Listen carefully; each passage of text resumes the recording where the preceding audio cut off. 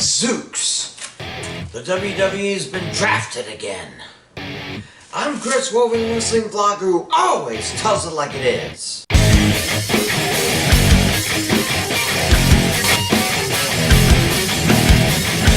Once again, in order to keep Fox/Disney happy and keep things fresh in the brands, the WWE had another draft, and a rather boring one at that. Remember when drafts had Raw versus SmackDown matches, whose winner's brand got the pick? Now they just shove all the decent and up talent into pools and do 5 picks per round, making it look like USA and Fox were actually involved in the process. Still, it happened, so let's see if either brand's got the better part of the deal by looking at those that switched brands this time. Let's start with the men. The biggest acquisitions for Raw were no doubt Bray Wyatt and Braun Strowman. Both have been in a funk lately, but I think this may be a good opportunity for one or even both of them to go after WWE champ Drew McIntyre. I mean, once Drew sends Randy Orton packing.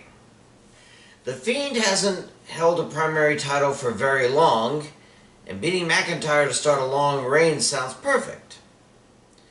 If not the Fiend, why not Strowman completing the primary title exacta? Moving the Elias-Jeff Hardy feud to Raw sounds good for their ratings too. I'm just getting a bit tired of Elias turning from face to heel to face to heel every 6 months or so. I'm shocked he doesn't have whiplash by now. But feuding with the former IC champ is a good way to re-kickstart his role in the WWE. I can also see Elias-Matt Riddle feud in the near future, or, hear me out, Elias and AJ Styles against Riddle and Hardy in a tag team at WrestleMania? Tell me that doesn't sound awesome.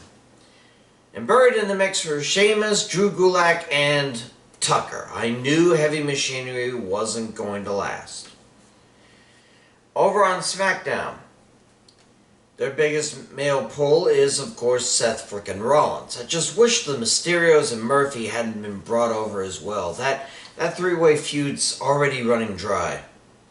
I can almost see Rollins and Reigns grabbing someone to restart the Shield, or to just run through the tag team ranks as the Messiah and the Tribal Chief.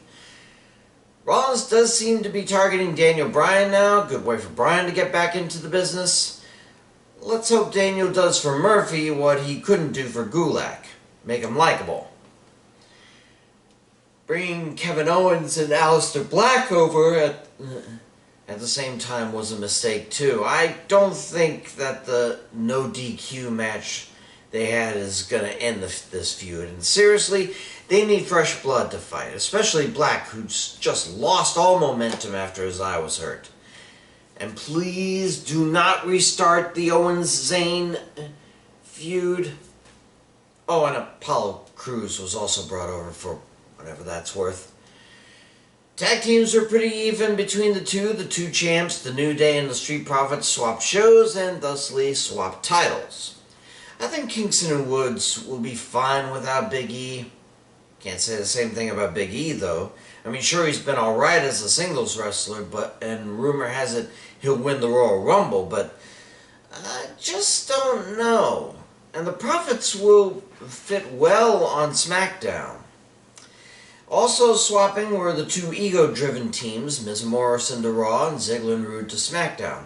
Oh, and the Lucha House Party broke apart from Kalisto to join Raw. They'll all be obscure by next WrestleMania and probably end up stuck on 205 Live at best. As for the women, SD may have won the quantity with 6 moving to them over 3 to Raw, but I think Alexa Bliss, Nikki Cross, and even Naomi have a better chance at a career on Raw than anyone on SmackDown, except maybe Bianca Belair. But Belair needs to stop saying she's the EST and start proving it. Billie Kay, Zelina, Vega, Natalya, Riot Squad, don't see any of them moving forward too much. Oh, and of course, Bliss had to move to Raw. I doubt The Fiend would have allowed otherwise. Then there were the two who were in the draft pools but just overlooked.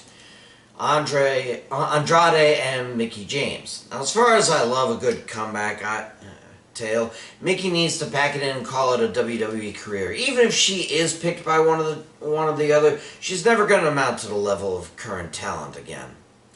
And Andrade, I think he burned up far too quickly. Had he and Angel won tag gold, I could have seen him lasting a bit longer. As such, I think his time in the WWE is done as well. We'll probably be seeing him on AEW in a few months. Overall, no clear winners or losers. Status quo is still maintained by the current feuds, either staying put or changing brands. Only time will really tell if the switching will be good, bad, or meh for those who moved.